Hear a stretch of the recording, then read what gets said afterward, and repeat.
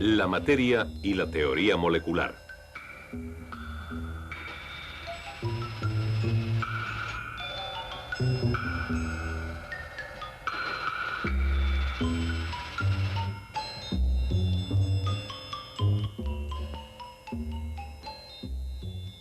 Sabemos que el calor puede transformar la materia de un estado en otro. El cobre, por ejemplo, se transforma en líquido a una temperatura de 1083 grados centígrados. Si la temperatura de este cobre fundido se aumentara a 2300 grados, empezaría a hervir y a convertirse en gas. Cuando el cobre se enfría, vuelve al estado sólido.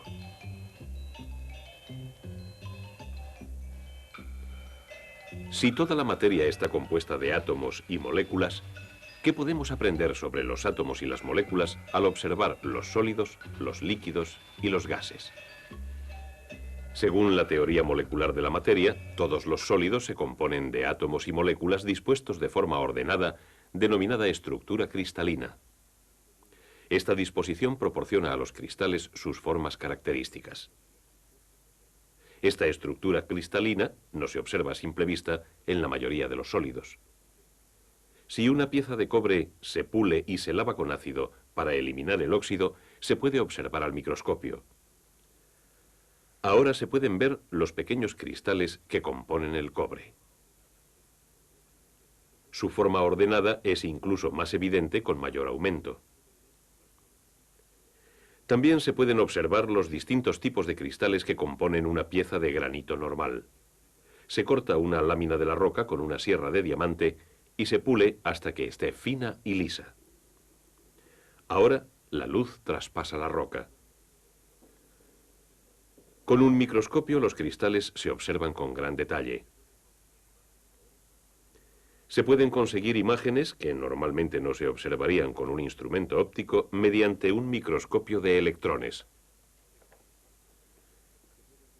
Se cree que estos pequeños cristales de arcilla son moléculas individuales y los científicos creen que los sólidos se componen de moléculas ordenadas.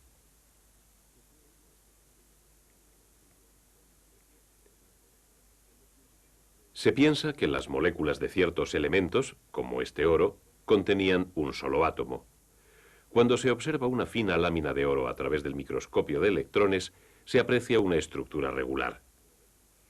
Este modelo es una red de estructura cristalina y se cree que puede ser una estructura de átomos individuales de moléculas que componen el oro en estado sólido.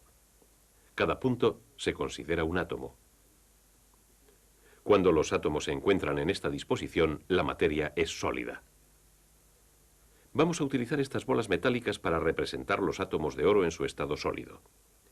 Si unimos una pieza de oro a otra de plata y las metemos en un horno eléctrico, podemos aprender algo más sobre el comportamiento de los átomos y moléculas en sólidos a altas temperaturas.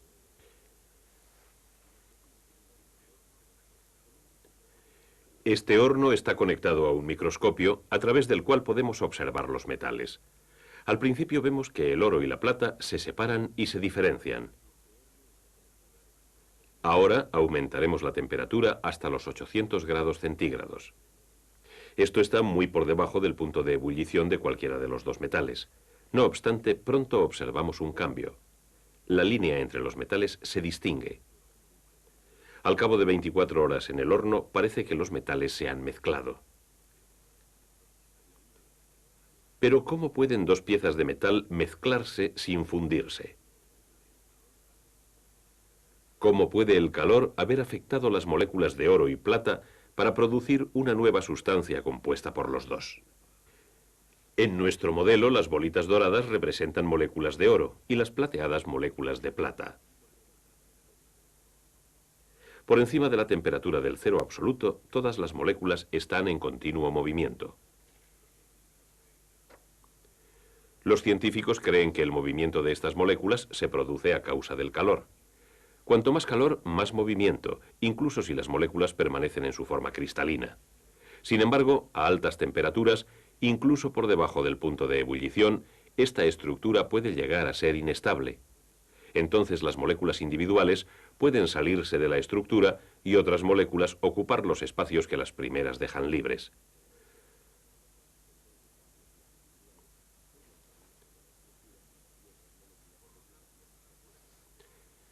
Por lo tanto, las moléculas de oro y de plata empiezan a intercambiarse.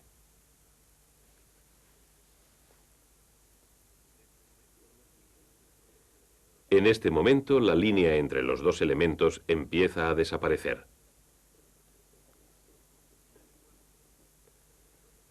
Y al igual que en nuestra demostración en el horno, el movimiento molecular conduce al final a una mezcla total de los dos elementos. Este proceso se llama difusión y vemos que puede explicarse mediante la hipótesis molecular. Utilizando un trozo de hielo a temperatura ambiente, observamos la estructura cristalina de un sólido en proceso de descomposición total por el calor. El sólido pierde su forma. El proceso no modifica las moléculas de una sustancia, solo modifica la relación entre ellas. Pero si las moléculas de un sólido se encuentran en movimiento, entonces las de un líquido deben moverse aún más. Vamos a ver si podemos encontrar alguna prueba de ello. Este líquido es una solución de sulfato de cobre.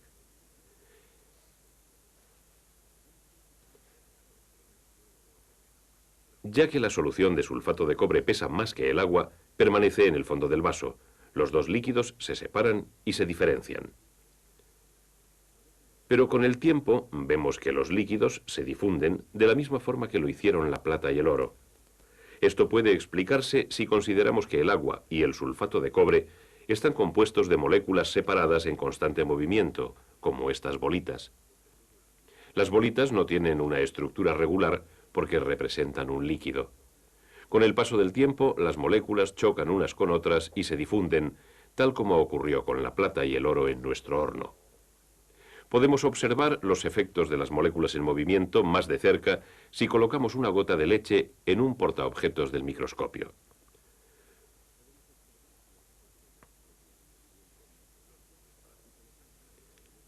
Los puntos blancos que se observan aquí son glóbulos de grasa.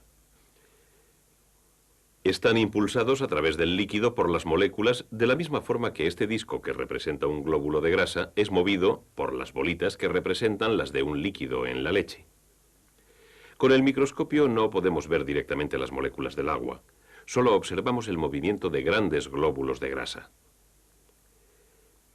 La hipótesis nos conduce a deducir que las moléculas del agua existen y se mueven porque observamos los glóbulos de grasa en movimiento. Ahora veamos lo que podemos aprender del comportamiento de los gases. Sabemos que el gas se produce cuando el líquido alcanza su punto de ebullición. El mercurio es un metal en estado líquido a temperatura ambiente. Este vial contiene mercurio con pequeños trozos de cristal en la superficie.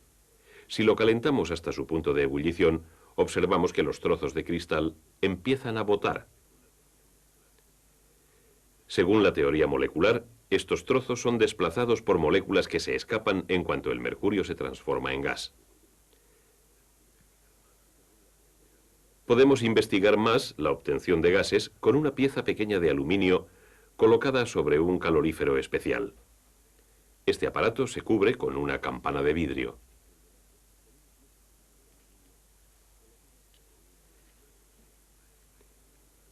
Luego se extrae el aire. Tras crear el vacío dentro de la campana, se conecta el aparato. Pronto se funde el aluminio y poco después hierve. Al hervir, la jarra de cristal se oscurece hasta llegar a ser casi opaca. Encontramos su interior totalmente cubierto por una película brillante.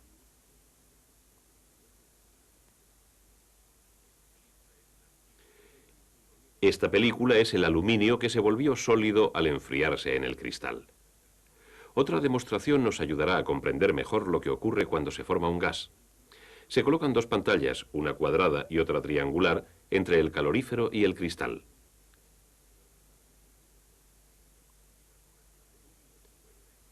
Si las moléculas de aluminio se mueven en línea recta, como hace la luz, estas pantallas no dejarán que lleguen a ciertos lugares de la jarra de cristal.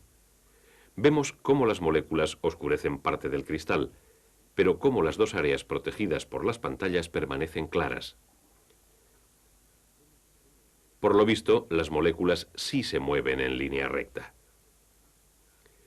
Podemos aprender algo sobre la velocidad y cantidad de las moléculas que se escapan mediante este pequeño molinillo.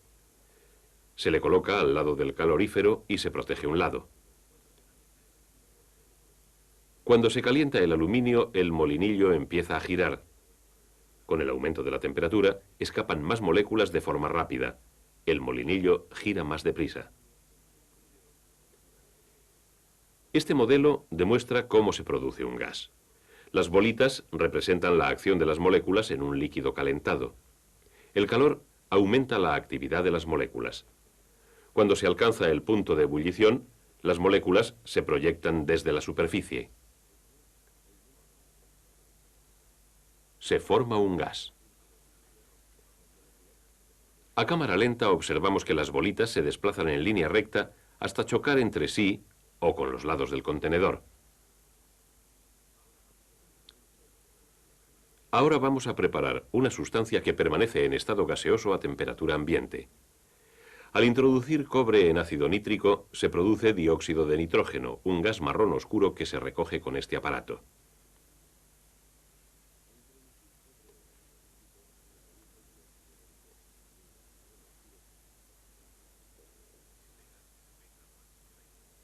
Este gas pesa más que el aire. Pero, ¿qué ocurrirá si se coloca un recipiente sin tapar? ¿Veremos el mismo tipo de difusión que ocurrió entre líquidos y sólidos?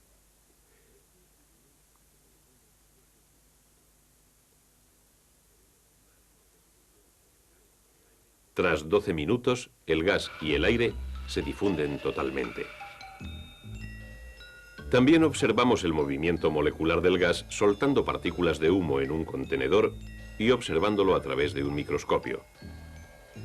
Las partículas de humo se mueven a través del gas al igual que los glóbulos de grasa a través de la leche. Este modelo demuestra que, al contrario de lo que ocurre con los líquidos y los sólidos, es fácil comprimir un gas. Esto se debe a que las moléculas de un gas se encuentran mucho más separadas.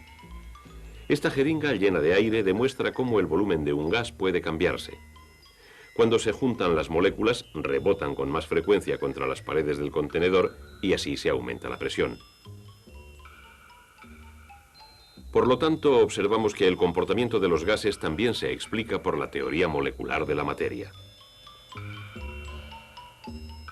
Es la disposición y el movimiento de las moléculas lo que determina los estados de gas, líquido y sólido.